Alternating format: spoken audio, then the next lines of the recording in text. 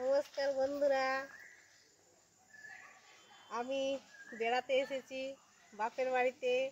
দেখুন কার সঙ্গে দেখা হয়ে গেছে। অনেক দিনে দিদিকে দেখেছিলাম, আজকে দিদির সাথে দেখা হয়ে গেছে আজ 10 বছর পরে। তাই খুব ভালো লেগেছে, দেখে খুব আনন্দ হচ্ছে।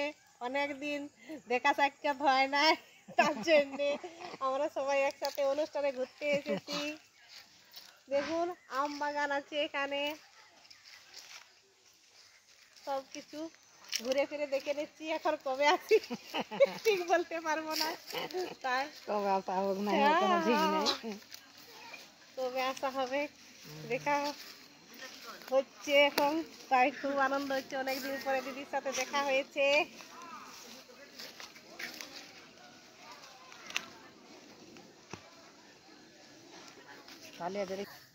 কাঁঠাল গাছগুলোর ডালগুলো ভেঙে ভেঙে ছোট হয়ে গেছে। এই যে আম গাছগুলো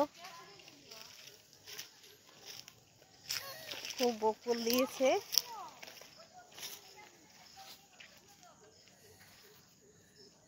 এই আমটা খুব মিষ্টি আম।